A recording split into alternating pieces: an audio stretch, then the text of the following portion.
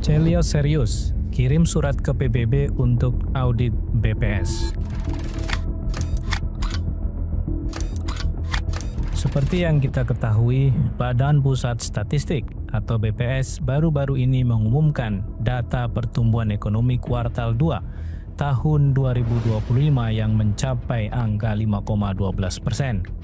Angka ini, jika kita lihat secara sekilas, tampak mengembirakan. Pertumbuhan ekonomi di atas 5% seringkali dianggap sebagai indikator keberhasilan pemerintah dalam mengelola roda perekonomian. Namun, di balik angka yang mengkilap ini muncul suara-suara kritis, salah satunya dari lembaga riset ekonomi Chelios atau Center of Economic and Law Studies. Buntut dari publikasi BPS tersebut, Chelios secara resmi telah melayangkan surat kepada United Nations Statistics Division dan United Nations Statistical Commission.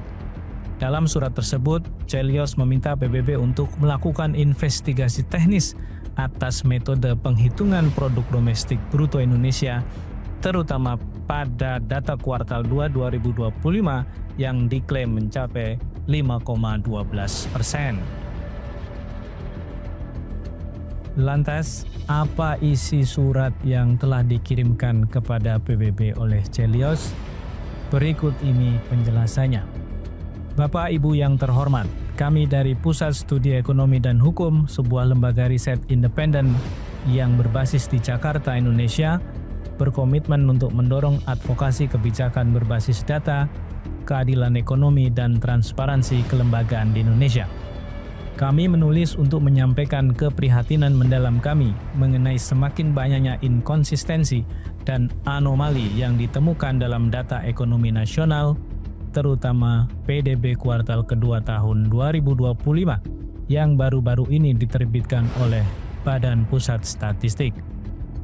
Isu-isu ini, khususnya yang terkait dengan perhitungan PDB, telah menimbulkan pertanyaan mengenai transparansi, akurasi, dan independensi praktek statistik di Indonesia. Indonesia merupakan salah satu negara dengan populasi terbesar dan signifikan secara strategis di Asia Tenggara. Data makroekonomi yang andal sangat penting, tidak hanya untuk pengambilan keputusan kebijakan domestik, tetapi juga untuk penilaian internasional, investasi, dan kemitraan pembangunan. Ketika kredibilitas data nasional diragukan, dampaknya sangat luas, mempengaruhi kepercayaan investor, perbandingan internasional, dan kemampuan masyarakat sipil untuk terlibat dalam diskusi kebijakan berbasis bukti. Beberapa inkonsistensi dalam rilis PDB kuartal kedua 2025 menunjukkan potensi misrepresentasi realitas ekonomi di Indonesia.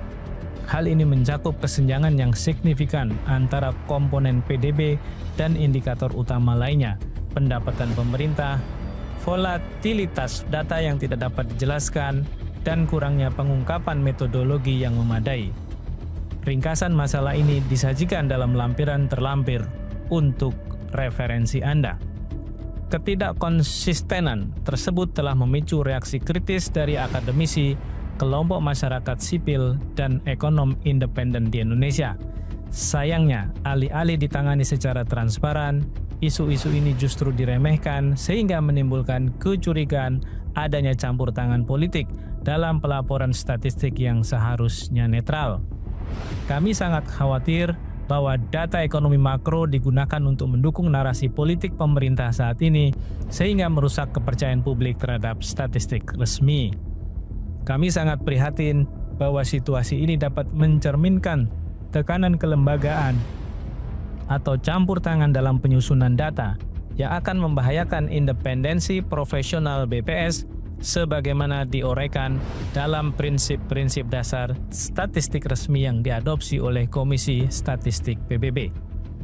Masalah-masalah ini bukan sekedar masalah teknis, melainkan memiliki implikasi langsung dan merugikan bagi lanskap kebijakan Indonesia, reputasi internasional, dan kesejahteraan warga negaranya.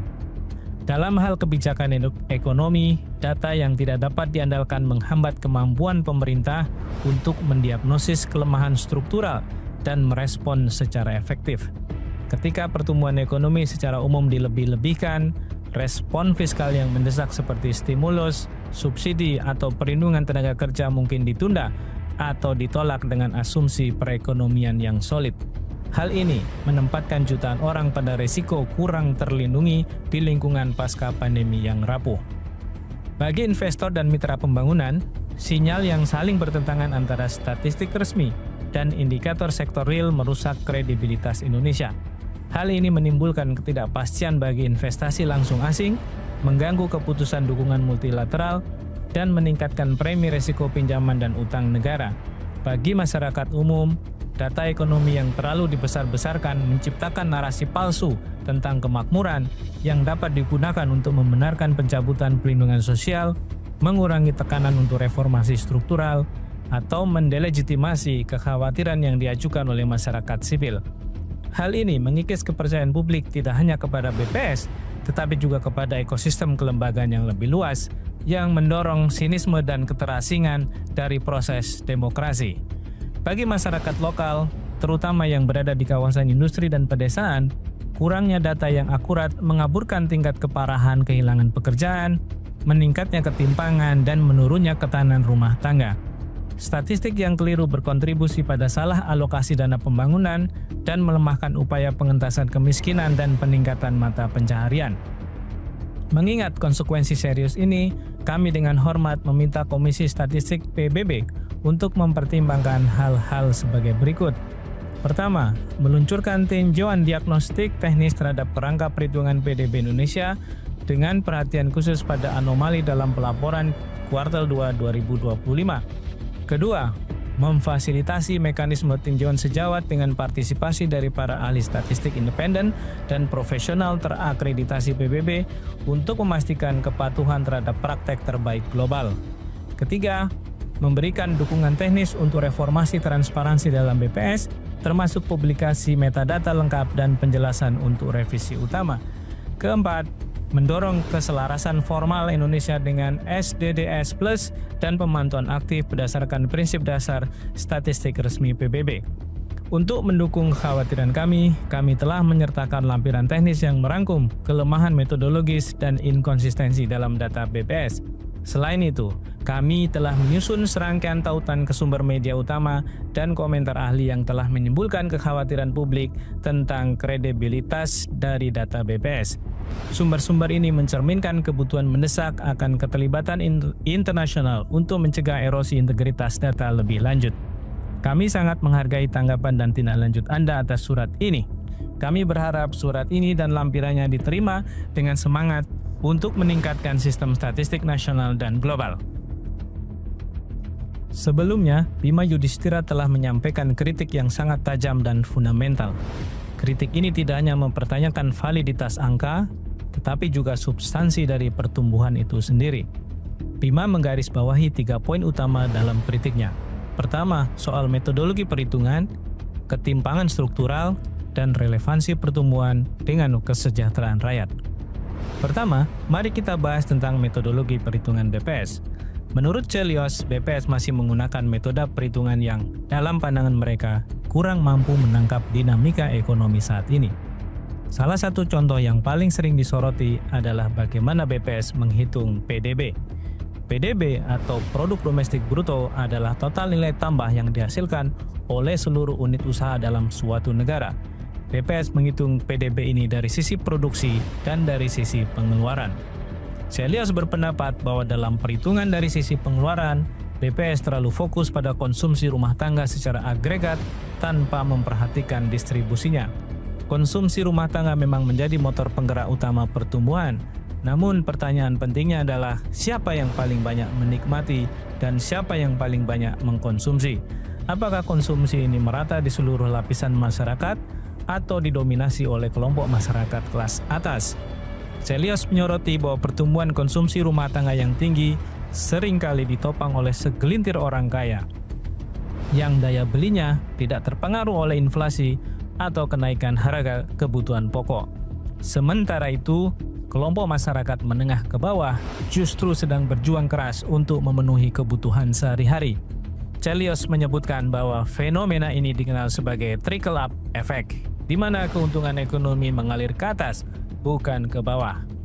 Kedua, kritik Celios menyentuh soal ketimpangan struktural. Data BPS menunjukkan bahwa sektor-sektor tertentu tumbuh sangat pesat, seperti sektor pertambangan dan industri pengolahan. Namun, apakah pertumbuhan di sektor-sektor ini berdampak langsung pada penciptaan lapangan kerja yang berkualitas? Celios berargumen bahwa pertumbuhan di sektor padat modal dan teknologi tinggi seringkali tidak dibarengi dengan penyerapan tenaga kerja yang signifikan. Sebaliknya, sektor-sektor padat karya seperti tekstil, garmen, dan alas kaki justru mengalami perlambatan, bahkan PHK massal. Ini menciptakan jurang yang lebar antara data pertumbuhan ekonomi dan realitas di lapangan.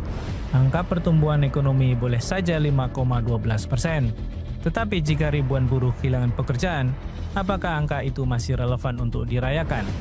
Selain itu, Celios juga menyoroti masalah utang luar negeri.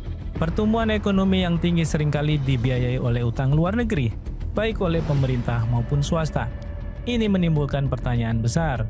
Apakah pertumbuhan ini berkelanjutan, ataukah hanya pertumbuhan semu yang ditopang oleh utang? Jika pertumbuhan ini tidak menghasilkan pendapatan yang cukup untuk membayar utang, maka kita sedang menumpuk bom waktu bagi generasi mendatang. Ketiga, dan mungkin ini poin yang paling penting, adalah relevansi pertumbuhan dengan kesejahteraan rakyat.